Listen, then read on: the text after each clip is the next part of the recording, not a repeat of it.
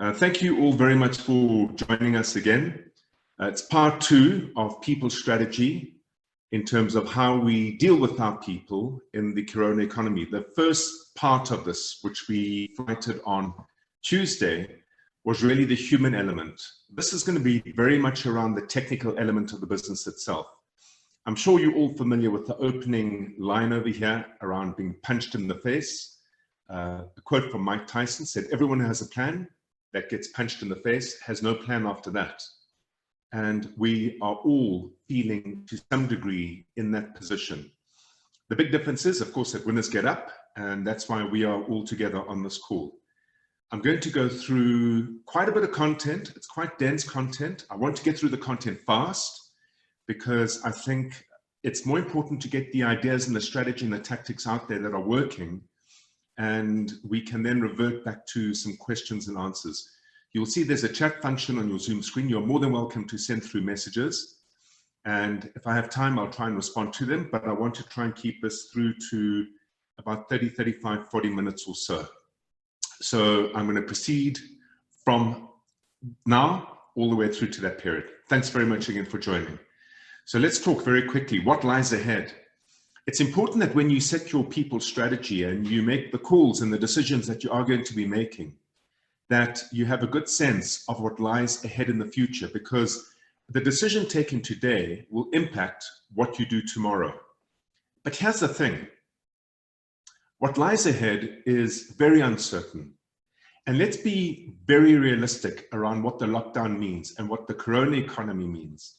The corona economy is likely to stay with us for the next 14 to 18 months. What determines its existence is one thing only, a vaccine. And a vaccine that's made globally available so that corona can be gotten rid of in its entirety. Think back to the polio vaccine. The polio vaccine, once established, once made globally available, once given to every single kid that was born, got rid of the polio disease. We're about 14 months away from that. The lockdown is simply here to flatten the curve, and flattening the curve is simply a function of two things: buying time, and more importantly, buying time to allow our hospitals and our governments to secure isolation places of healing, ventilators, masks, and all the things that are going to become commonplace in the next 18 months. I think that after the lockdown period, we're going to an economy that is structured against weird forms of social distancing. So not necessarily social isolation.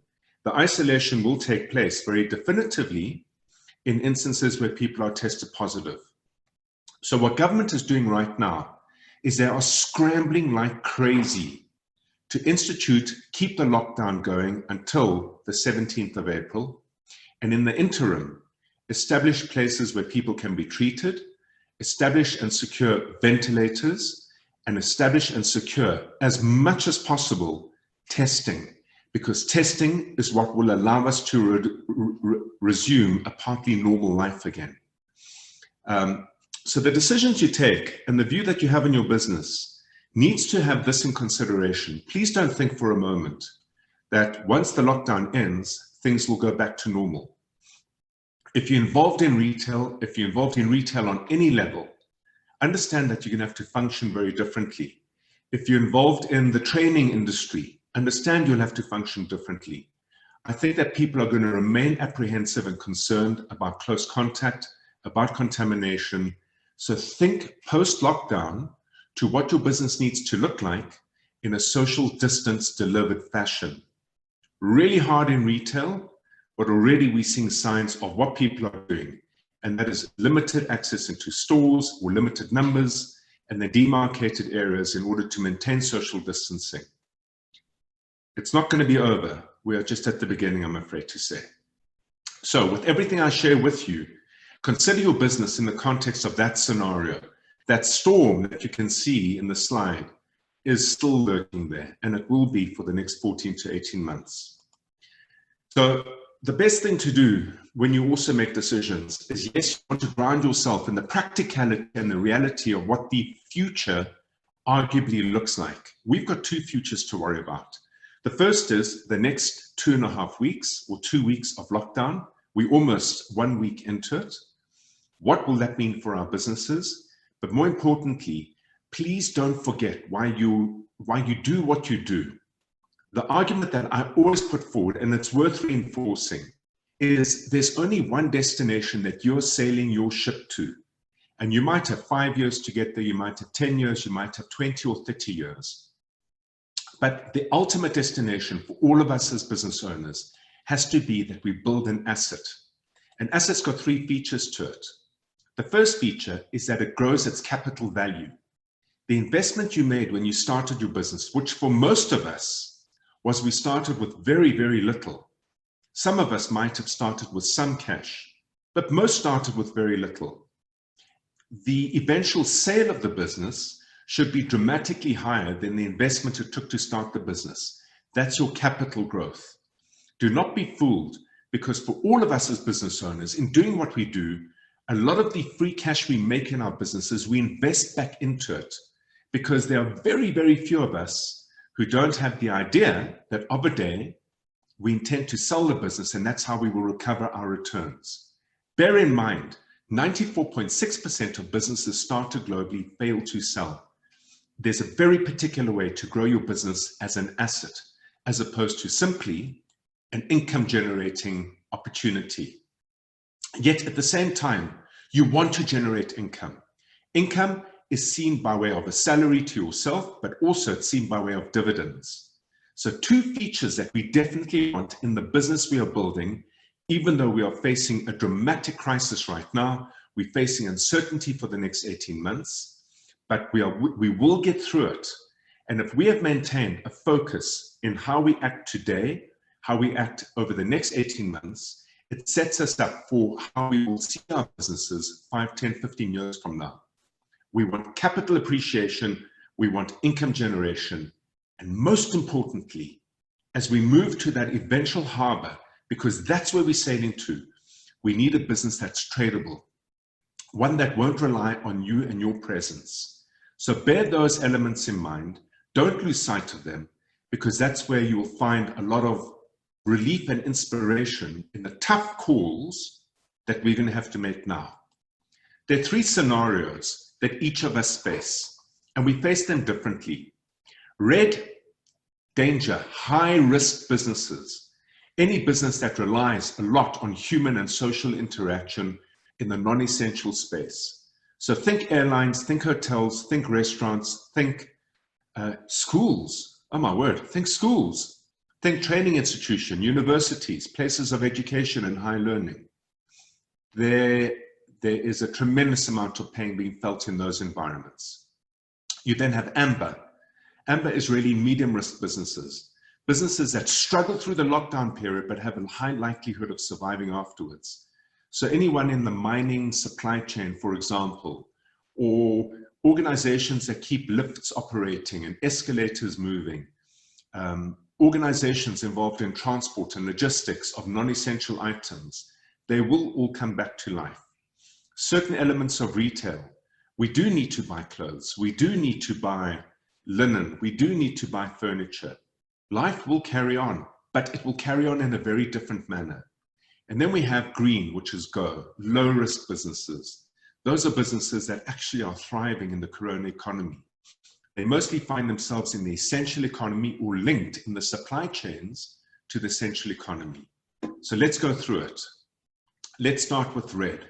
If you believe you're in the red category, the high risk category, there's one single objective that you have, and that is save your business today so that you can fight another day at the end of the lockdown period. And that requires very drastic action.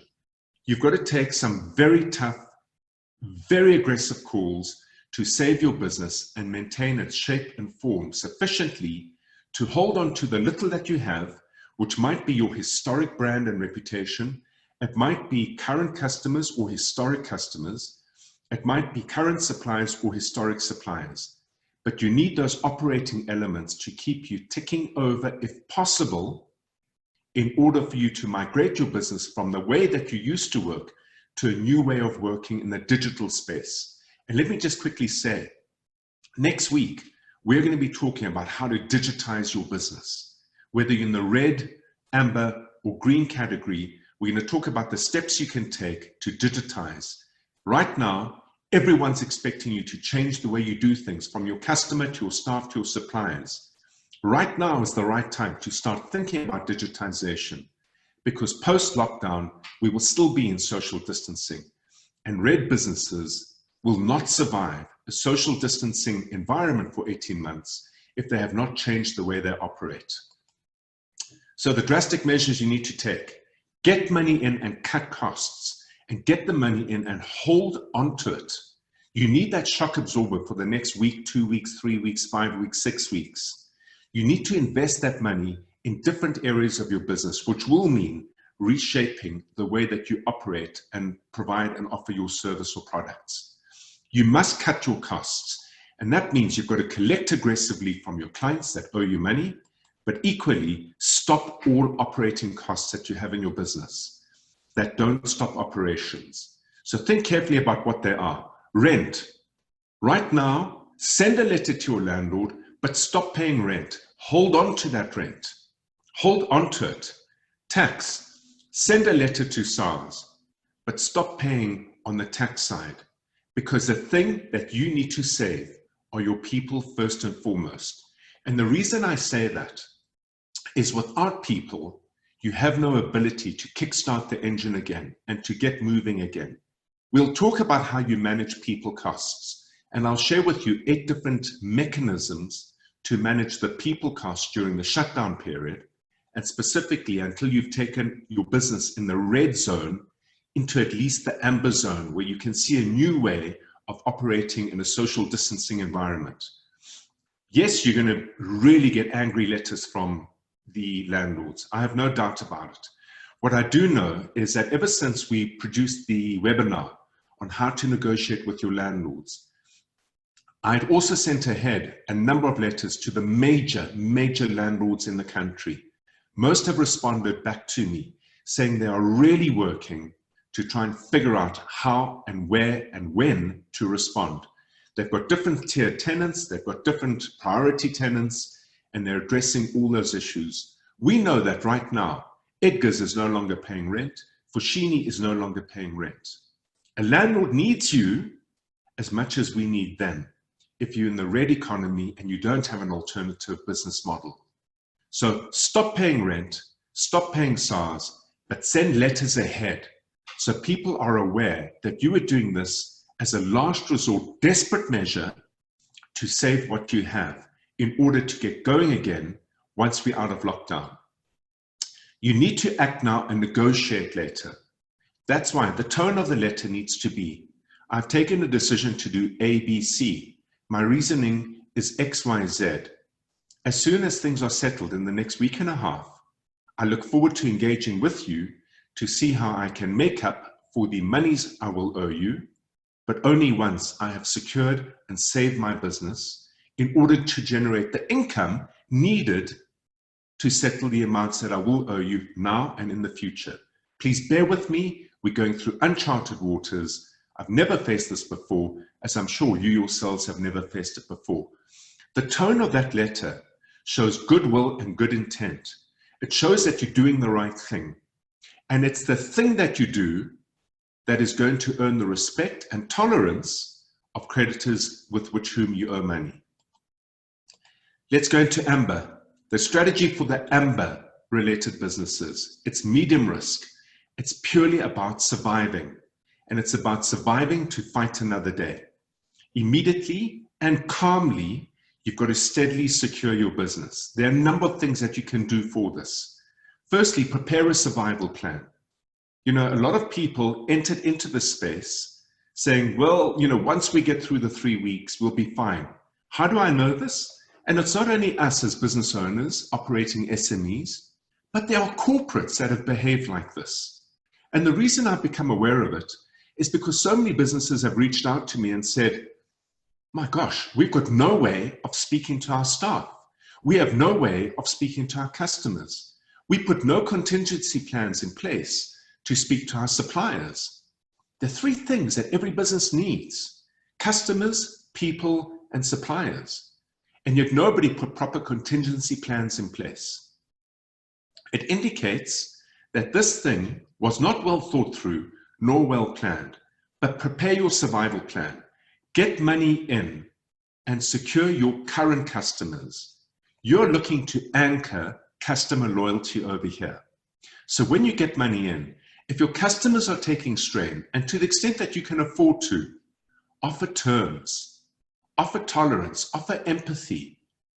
Let them understand that you understand, but let them also understand that you're making a sacrifice because you're earning and keeping and holding on to the relationship.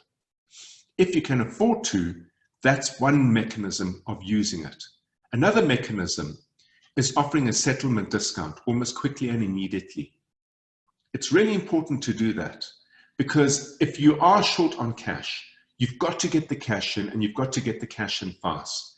Remember, we're looking at building a buffer, a shock absorber for the business.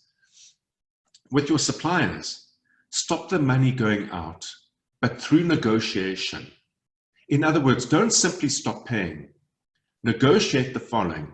Instead of paying my rent this month, I will make up for the rent that I owe you this month through 3 equal payments from the end of May onward.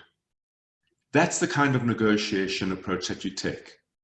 You need to, if you're working with SARS, please listen to the webinar on how to negotiate with SARS. There's also a letter template that I put into that webinar that's available to everybody on how the options of negotiating with SARS can pan out and what your approach should be. Right now, there are some concessions. For example, you can hold back 20% or recover 20% of the PAYE portion of what you pay your staff. If it's insufficient, you need to notify SARS that you are going to be holding back the PAYE, but put a plan in place to settle it. In all these instances, success in your negotiation with landlords, success with SARS, success with the bank for that matter, will be directly proportional to the extent that you are compliant and up to date with all of them. Digitize and enable social distancing strategies. This is the time where it's really hard to simply do deals and sell, because I'm betting and I'm guessing that most of your customers are going through equal levels of pain and uncertainty. It's not the right time to be transactional in your engagement. So let me be clear, you should be selling, and you should be selling hard, but what you're selling is a seed, an investment into the relationship with your customers, number one, and secondly, with customers that you don't have yet, that see you are reaching out to them with empathy and see that you are there when perhaps some of their other suppliers have not made the effort to either contact them or haven't put in plan a place for their sales team to negotiate, sell, and forge new relationships with them. Incidentally, that digitization strategy, as I said, on Tuesday, we'll talk about how you digitize your business. The front end from a sales perspective, the delivery end from an operations fulfillment perspective, and obviously one of the easiest areas is going to be in the administration and management end. There's a very simple strategy I'll be sharing with you, a very simple approach. It's extremely practical and it applies across all 3 of those areas. This is where you invest in prospecting and efficiency. That's where your focus should be. With the teams that you have, not at the office, involved in operations, I'll talk to some of the ideas of how you can work with them to improve your operational performance, to tidy up, to housekeep, to declutter the operational processes, to simplify them. It's one of the first stages required to digitize a lot of your operational delivery. At the same time, you should be organizing your sales teams to get in touch with all their customers, have the right conversations, relationship-orientated, relationship-focused, seeking to help and assist. That's ultimately the purpose of any sales endeavor in any event. It's not there to do a transaction unless it's the nature of your business to offer transactions. So for example, if you're speaking to your loyal customers and they're concerned about your ability to supply, you service them first and offer them opportunities to acquire 2 months, 3 months of stock, if that's what it is, in order for them to secure their own businesses. You will be remembered if you're loyal. If instead your stock is limited and you go out there prospecting and selling to your competitors' clients because your competitors don't have stock, you're compromising the relationships you've already won. So be smart and be effective with it. Get your sales teams under control and get them focused on that. Let's talk about green, the thriving opportunities. I'm not going to labor these points over here because they're pretty obvious. And I want to get into the 8 or 9 tactics that you can use to negotiate your team. So in green businesses, immediate, you must invest in growth. Capitalize on the God-given opportunity you have, make hay while the sun shines, but do so with an asset of value mindset. In other words, don't seek it as an opportunity to make money in the moment. This idea, make hay while the sun shines, I'm not hot on that. I rather believe, invest in the medium to long term.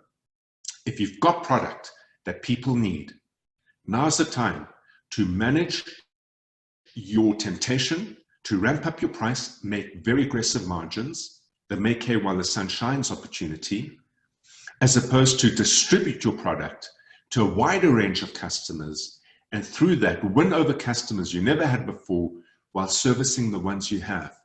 That's called plowing and farming and fertilizing your land.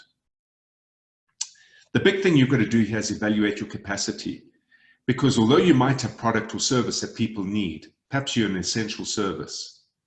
Well, if you have no ability to deliver it reliably, you're going to find yourself in a hot spot of trouble.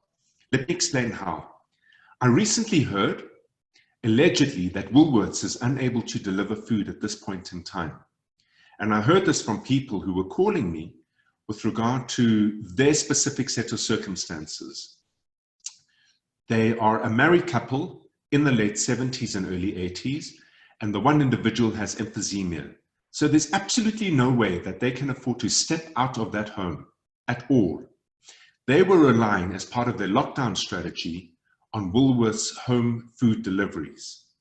They made contact with Woolworths, who apparently said to them, "We're unable to service you for a whole host of very reasonable and very, very good reasons." What did they immediately do? They immediately started to search for alternative suppliers. And a lot of the restaurant industry has gone and offered home food delivery as an essential service. They've locked down the retail elements of their business and they've opened up a business to consumer, let's call it food supply for a week service. It's a smart move because think about what it does. It keeps your supply chain vibrant. It allows you to continue to operate, although with a dramatically reduced staff, and it keeps loyalty with the customers you used to serve in the retail space by providing home food deliveries. They've earned essential status categorization because that's the model they're operating. So these smaller producers of food, who are not now preparing cooked meals, but preparing essentials like fruit, veg, meat, fish, chicken, whatever the case may be, for families that can't get service and yet can't go retail shopping themselves, are now earning for the first time opportunities that they never had before. That's called smart selling and smart investing. If you have essential services and you have product, moderate your price and rather use this period to win customers and clients that you never had before, as opposed to simply trying to make as much money as possible in the moment. Employ. There are really good staff out there who have already been retrenched and already let go. Employ good people, because good people will come on board at salaries and on opportunities that you would never have otherwise been able to afford them. Over the period that you have them, look after them if they deliver the goods. Over the period that you have them, learn from them too how to go about doing things differently. It really is a rich opportunity for you to immerse yourself in how to improve the performance of your business, but also win, secure, and batten down your future next 5 to 10 years of revenue and growth. Invest in capacity and new customers. I've spoken about that. I want to get into now 3 different ways to prioritize your people. You might look at the picture of the onion over here and think, Has he gone mad? Well, perhaps I have. But there are three ways to look at your business. The sweetest part of the onion is certainly in the heart. It's in the middle, in the core. The next layer, sweetish, is the second core, let's say, the second layer wrapping the core. And the least exciting part, in fact, the part that burns the most, is really the outer layers. So if you look at your business like an onion, the inner layer includes everything that is core and strategic to your business. So, for example, let's say you're a data services business and you supply data visualization as your core primary product and service. What's core to you is the software you use to take data and represent it visually. What's core to you are the team that you need that have the statistical, mathematical, and computing capabilities to translate data through machine learning algorithms into visual representations. That's what's core. You need to hold on to everything that's core and everything that's strategic. Your intellectual property lies there, and the teams that deliver that are absolutely key. They are the teams that you hold on to most tightly. The strategy there, holding guard. It's the reason for your being. It's the reason why you exist. It's the reason why you do have a product or you do have a service. The next layer in any person's business is going to be the things that are non-core but strategic. So let's go back to that example. If I'm a data visualization business, is hardware of equipment core and strategic? Well, it's not core, no, because you don't build hardware. You use the hardware most definitely to generate the service you offer, which is visualized data. But it's not core, and yet you do need it because it's strategic. Without it, you can't function, you can't operate. In those environments, identify partners that are reliable and can secure your services of what is non-core but strategic. You could argue your marketing services, in this instance, are non-core and strategic. If you, for example, have marketing teams on board, do you really need them as a priority? If you're in the red category, perhaps if you're in the amber category, you can hold on to them. If you're in the green category, you most definitely would. But if you're concerned about your ability to withstand the next 3 months, is that not where you look to outsource that service, perhaps? Those are the decisions that need to be taken. A key area that is strategic but not core is your accounting.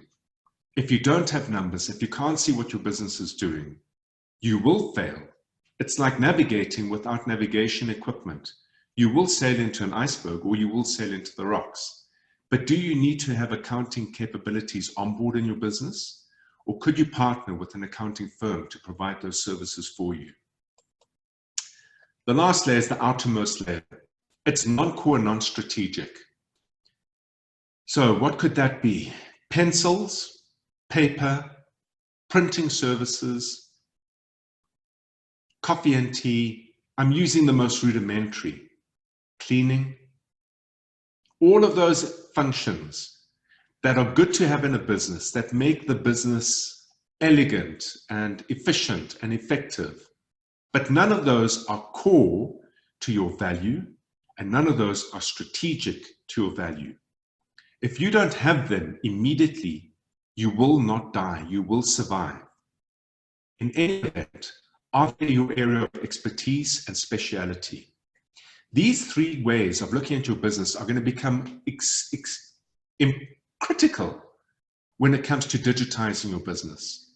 Because here's the thing, when you layer your business like this and you understand where your priorities lie, not only does it help you with what I'm going to talk about next, negotiating with your people, but it helps you also understand how to start simplifying your business. Simple businesses are scalable. Simple businesses are digitizable, and simple businesses clear your mind around what matters and what doesn't.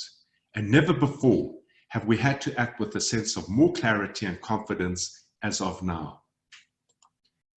So let's look at all the different keys we can use to unlock, maintain, and hold on to staff. And the strategy over here is going to be whoever is core, you must hold on to. Whoever's in the second layer, you're going to try hold on to. Whoever's in the third layer, depending on your cash flows, depending on whether you're a red, amber, or green business, that's where you will be letting staff go. So first strategy, secure your institutional memory and capability. That data scientist that does the data visualization as a service for you, that you then on-sell to clients and customers, that individual has understood how you go about doing it. They understand the process. They understand the culture, the temperament, and the tone of your business. They understand your customers and clients. They understand how to get it done cost effectively and efficiently. They understand the reporting formats that clients wanted in. Those individuals really are the essence of what makes you who you are as a business. You need to hold on to them. There's a second category over here that you need to consider holding on to. It was fascinating. Through a webinar, an interactive engagement webinar in the United Kingdom that I was involved in a day ago, we spoke to about 86 business owners. And there are a couple of things that I'd like to share with you here. The first is, as South Africans, we are profoundly and remarkably resilient. We don't even know how fit we are in our ability to work with uncertainty and in our ability to work in the moment in order to survive and thrive. We don't even know. These British-based businesses have not faced crises for a long time. And all of a sudden, COVID comes along, they get locked down, and the first response was to let people go. The first response was not to fight for the business and think of clever ways to secure the business, but with a growth mindset. It was with a panic fear mindset to hold on to what you have, rather than an inspired opportunity mindset to reshape, reconfigure the business, to secure it, but to secure it for growth. The second thing that was interesting is that one individual turned around and said, you know, perhaps now it's a time for me to secure transparency from my teams. And I said, what do you mean by that, Graham? And he said, well, you know, Pavlo, we've got two people in particular. They both happen to be in sales. They bring in the business and they're good at it, but I'm nervous of them. You know, every time I've challenged them on one or two things, they've gotten really aggressive back to me. And I've left the challenge because I cannot afford to lose them.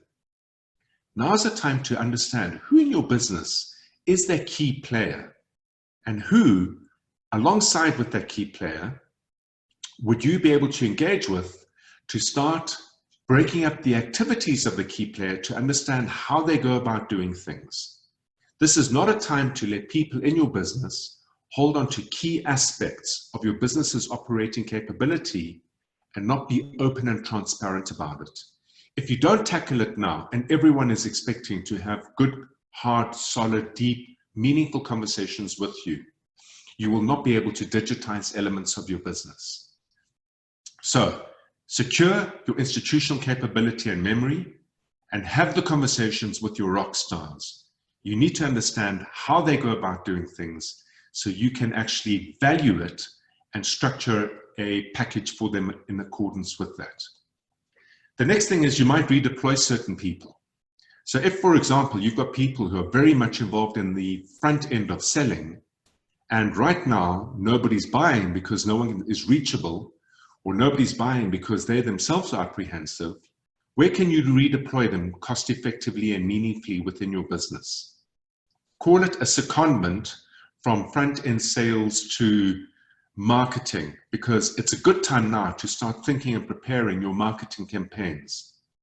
Salespeople understand the temperament and tone of how customers are responding, and through that understanding, their words, their insights, their ability to help you craft effective marketing campaigns might be where you can redeploy them best right now. As a business owner, you're looking to get a return on investment on the salaries you're paying. So it must be growth orientated and it must be future forward focused.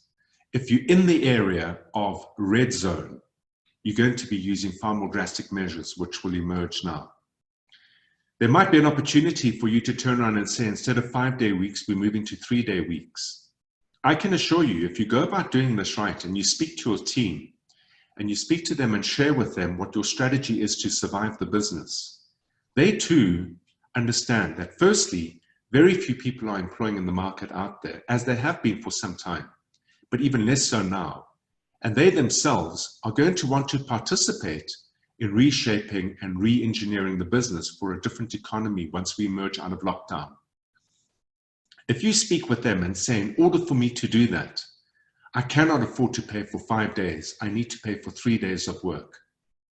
I'm betting a lot of them, those who see their futures with you, will say, I'm happy with 3 days, but I'm available 5. I've seen it already taking place, both here in the UK and in the US, and that really goes to the culture of the business, but more importantly, in how you have led the business to date. We'll talk a lot about leadership later. You can move to half-time, 5 days a week, but only half days is what I can afford. I think you'll get a very similar response. Short weeks and half-time are very similar. You can negotiate reductions in pay. I can assure you there are a lot of people out there who would be prepared to sit with a reduced pay for a period of, let's say, 3 weeks, 5 weeks, a month, 2 months, if they know that that is going to secure their opportunities in the future. Understand this. They are as scared and as, I was going to say terrified. There are a lot of people out there who are really, really worried about the future. But they are as scared and as apprehensive about the future as you are in your own business. You can negotiate leave. A number of companies have turned around and said, these 2 weeks, these 3 weeks are going to account for your compulsory leave. You only have 2 weeks of leave, so 1 week, the third week, will be unpaid leave. It needs to be agreed, or at least it needs to be discussed. It can't simply be implemented. Yes, we're in a crisis, but the Labour Relations Act still remains in play. It's through discussion that you can get these opportunities secured to reduce your staff overhead, but not lose the talent you need to keep the business going, but more importantly, to get it kick-started again post the lockdown. In some cases, you can opt to outsource. We've spoken to a number of clients already that have negotiated with employees that they cannot afford to keep them on at this point in time, but they do fall into the second and last layer of the onion that I spoke about earlier. And they've negotiated opportunities for those individuals to consult back on an outsourced basis.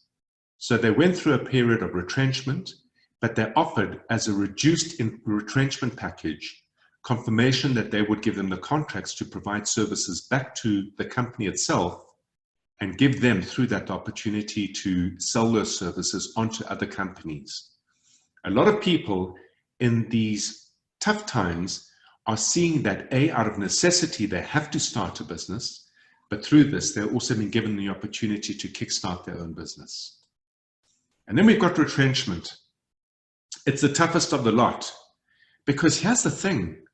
If you're a red category business, you need to retrench.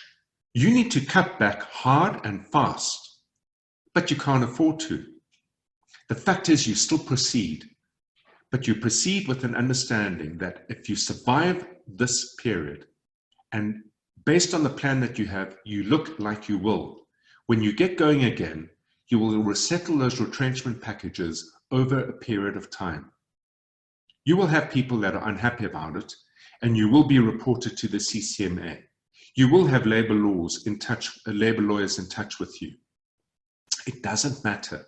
Your priority over here is to secure the business if you're in the red zone, stabilize the business if you're in the amber zone, and if you're in the green zone, none of these elements apply to you in any event.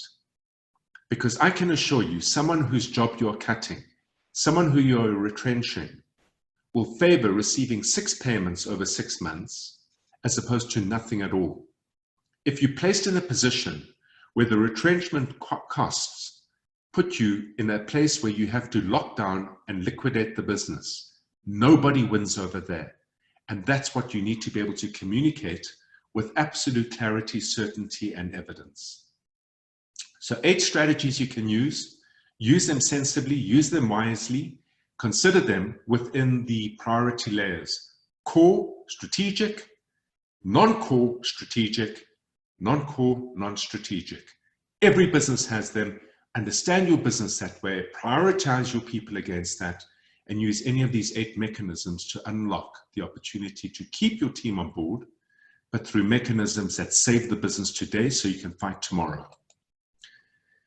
Once you have arranged your teams, and once you know who it is that you're keeping and who it is that you can't afford to keep, once you know who is on board for 5 days a week and who might be on board for 2 days a week, you've got to get productivity out of your teams. There are a number of ways to do that. Firstly, organize your teams. Organize them in the front end selling, relationship management, building part of your business. Organize them in the operations fulfillment part of your business where you deliver your services and products, and then organize them across your administration. Remember, administration feels the least exciting part of the business, but it's going to be one of the first areas where you get your money in, and it's where you maintain your relationships with your clients. It's probably your area of biggest communications that can go out to clients. It's over there where you would look to outsource your HR, outsource your accounting. It's where you want to manage your costs down to simplify the business, because emerging from this corona economy, remember, simple businesses are scalable, simple businesses allow you to lead more effectively, and simple businesses sell. So you're going to organize your teams into those 3 areas. The 3 areas need to coordinate and integrate with each other. Set up comms with your teams. If you're fortunate enough to have teams, which means by definition, there would be a team leader, which means by definition, there would be a couple of people that report to the team leader. It might be a lot of people, it might be some people, it might be a handful of people. But you need to be able to work with the 3 team leaders across operations, front end, and administration. They themselves need to be in constant daily contact with their underlying team members. Set tasks based on your strategy. So for example, if you organize your business in this manner, your conversation with your sales teams or your sales team leader is 1, about customer retention, 2, about customer relationship investment, 3, it could be about building databases of future customers that you never had time to build before. 4, it could be designing campaigns that you will then deploy once the lockdown is complete to your customers, as well as to the new customers on the databases you're building. Remember the value proposition. In other words, why should I work with you? Your answer to that question when a customer asks you that, your value proposition before the corona economy should be vastly different to the one after the corona economy. The next thing is in operations, either speak to your ops people or your team leader in ops and say, I want you to map out all our operational processes. This is going to be critical in seeing where you can improve efficiencies, where you can optimize the performance of operations, where you can stop bleeding, unnecessary bleeding in the business. But most importantly, it's going to give you the earliest insight where you can use technology to improve the speed and efficiency of operations. In administration, this is an ideal opportunity to negotiate with accounting service providers and HR service providers who are also seeking new business desperately, how they can help you improve the administration and the provision of data in your business. Work with your teams to get that done. In administration, get them focused on getting the money in.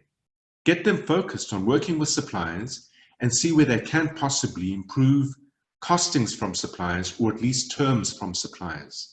There is a lot to keep everybody busy in the next 2 weeks. Set a calendar of events. I fundamentally believe you should be in contact with your entire team on a daily basis. If not you, You should be in contact with your team leaders, but your team leaders should be in contact with their underlying teams. There are weekly tasks that need to be accomplished. A very good format, for example, is if we all get onto Zoom or we're in a WhatsApp group, I'm going to be asking my team as a team leader, what did you do yesterday? What did you achieve? What are your objectives today? How will you go about achieving it? In each of your team members answering those 3 or 4 questions, it creates a sense that everybody is at work. It gives a very good indicator who is focused on the future, who is committing hardest to help the business rise above the calamity we face at the moment, and who is paying attention and leading through example. It creates an emotional pressure for everyone to play ball and level up. It rises the tide and it rises the standard for the entire team. You must have the right meetings for the right reasons. Team meetings are there to inspire, to keep people focused, and to keep them task-orientated and delivery-orientated. You could have, for example, a town hall once a week with your entire organization. And that's there for everyone to simply see everyone else or hear everyone else or engage with everyone else to make sure that everyone else too is fine. Understand this, your teams are going through hell at home. All of a sudden, they're involved in an environment that is noisy, that is full of new demands, that has a whole host of pressures, and yet at the same time, they've got to keep focused on the tasks you've set for them. So have the culture building sessions. Let everyone else in your business see that everyone else in the business is okay. And for those who aren't, reach out to them and see what assistance you can provide. It's a very good demonstration of company leadership in the midst of the company itself. Getting yourself ready for these negotiations. And I go back to it. You have to use heart and you have to use head. There have been instances that I've seen where people were notified by email that this 3-week lockdown will be part of compulsory leave. There will be no leave in December, and 1 week of it will be unpaid leave. There was no consultation, there was no negotiation, there was no discussion. What that does is 2 things. Firstly, it makes it illegal in terms of the Labor Relations Act. Secondly, how do you think those individuals who got those emails felt? Did it make them feel that the company was behind them? Did it make them feel that they were respected and honored for what they could do using their ideas to support that company? I promise you, a lot of the answers over here lie within your own teams.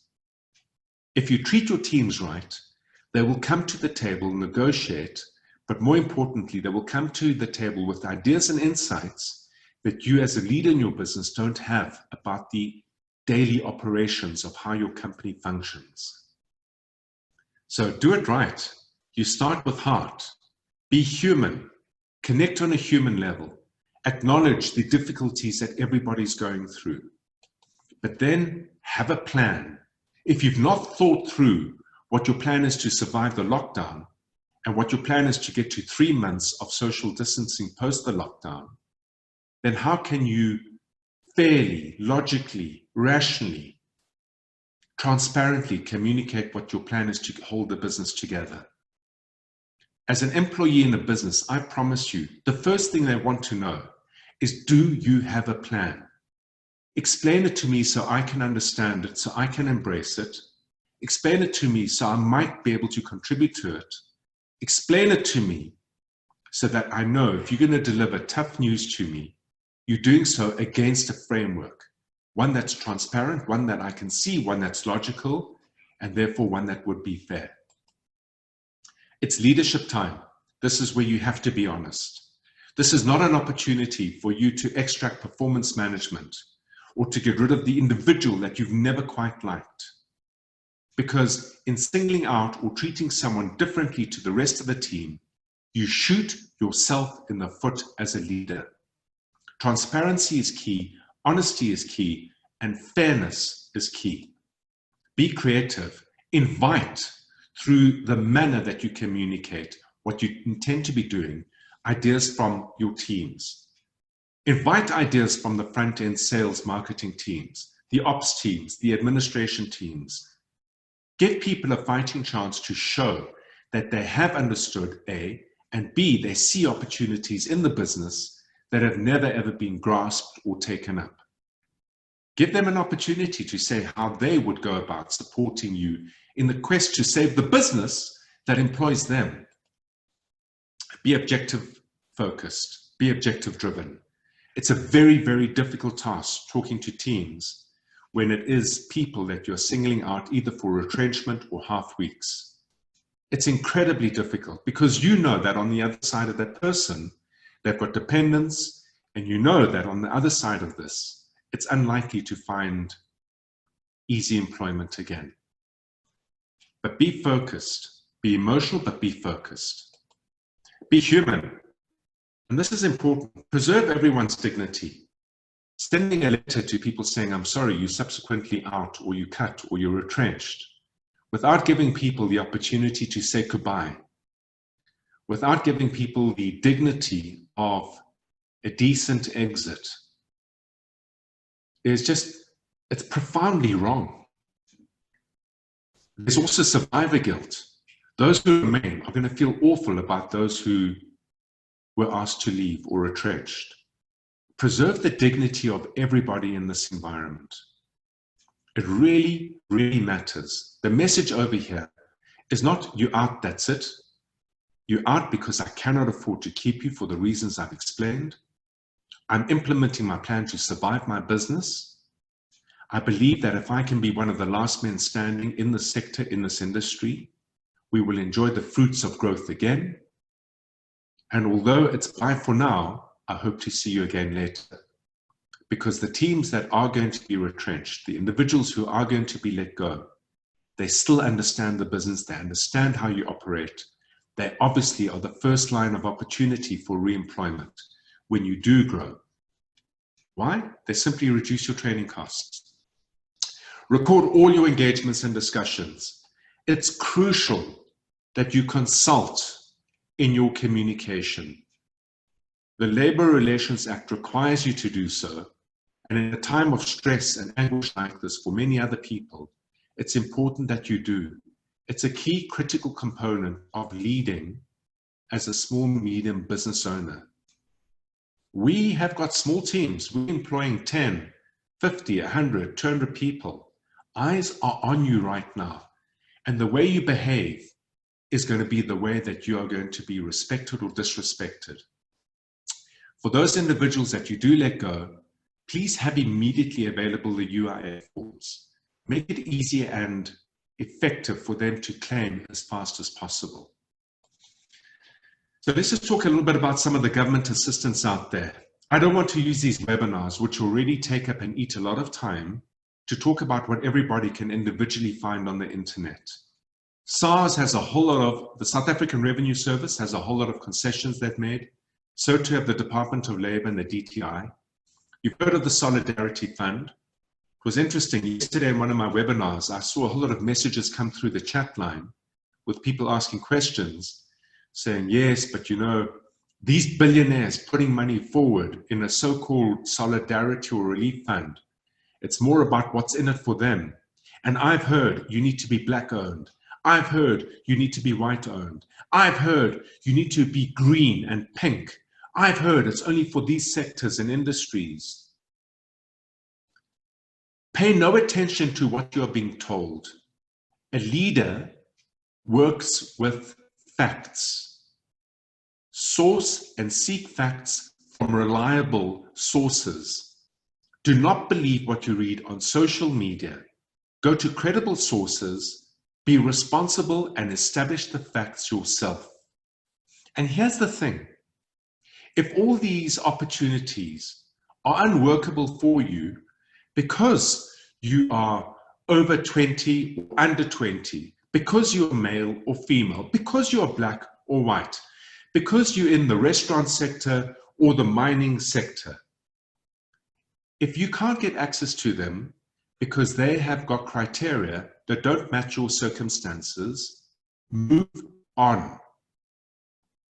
My view in any event is not to rely on any of these, because the moment you rely on something that you have no control over, unconsciously, you're looking for a reason to make failure not only inevitable, but more justifiable.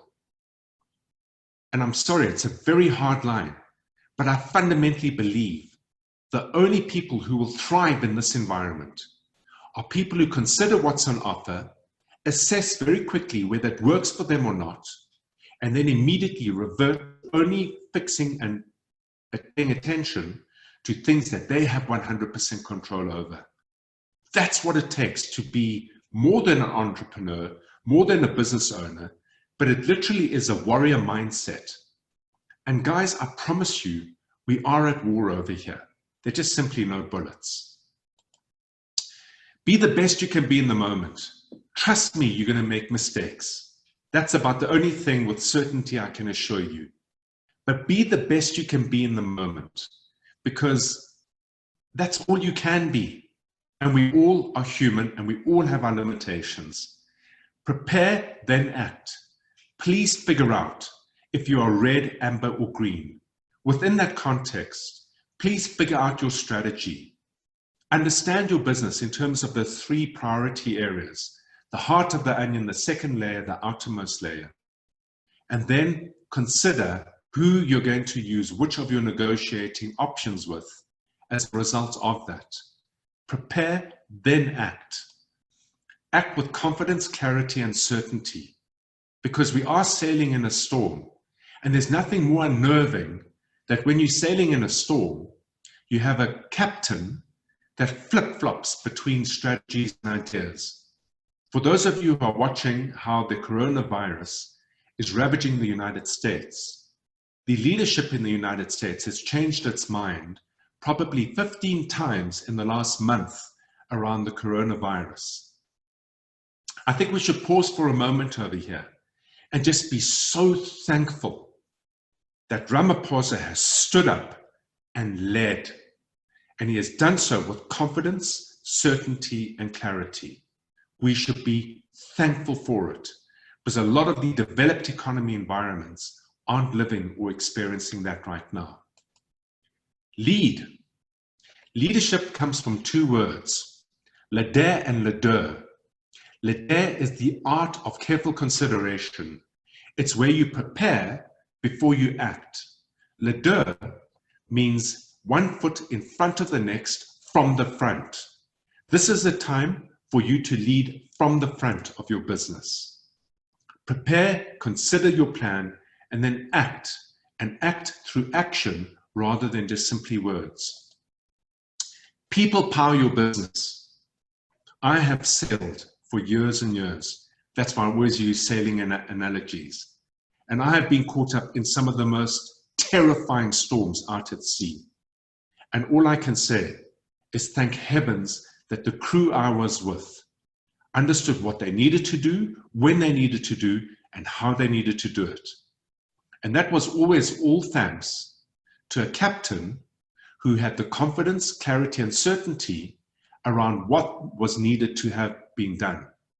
Prevent the boat from sinking and get to that future harbor safely. And that for us is an asset of value. I want to end off very quickly because time is up. All these resources are available on auric.com. If you go there, you will see a recording of this webinar. Please keep it, please use it, please consume it as you choose to, freely, openly. Other webinars there, building a business battle plan, negotiating with landlords, negotiating with SARS. There's a whole lot of insight on sweat scale sell. And just yesterday, we did a book launch on Bruce Whitfield's book, The Upside of Down. And he spoke about how some of the greatest businesses in South Africa were built during periods of absolute mayhem and uncertainty. There are a lot of very, very inspiring insights in it. If there's specific questions you want answered and topics you want covered, please on the site, let me know. We are providing this as If I look at the phone calls that I've had in the last 2-3 weeks from well-established business owners who are deeply concerned about the survival of their business and their futures, we are all in this together. Please let me know where you are struggling or what you want us to think about and talk about. Perspectives beyond your own are deeply, deeply valuable here. Please understand, together we are one, and I really mean that.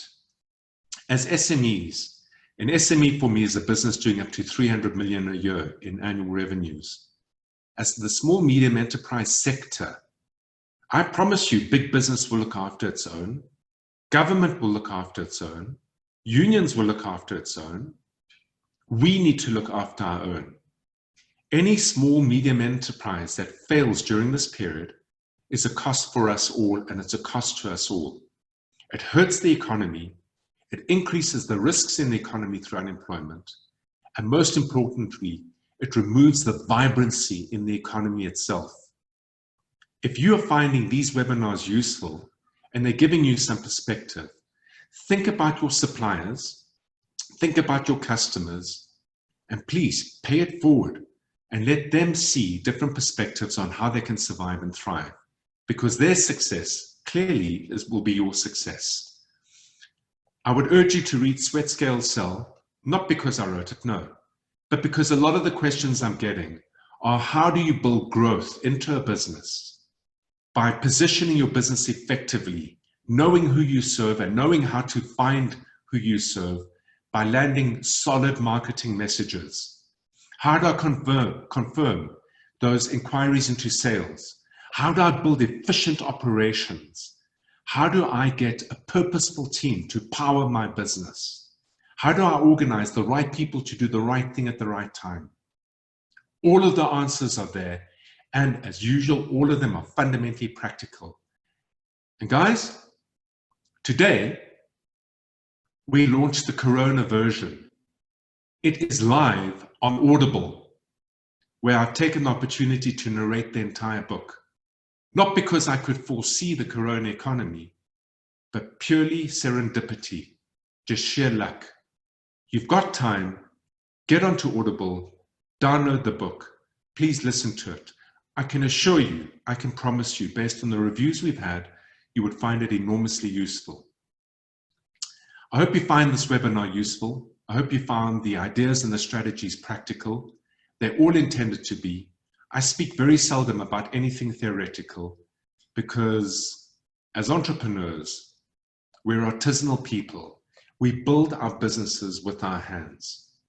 Now's a time where we have to move slightly away from the bridge, an analogy I often use, and down into the engine room. Because when we're sailing in a storm and that engine is taking strain, it means that our teams are taking strain. Be present as a leader in your business, but also be clear on what it is that needs to be done. I hope you find it useful, and I thank you very much again for joining me.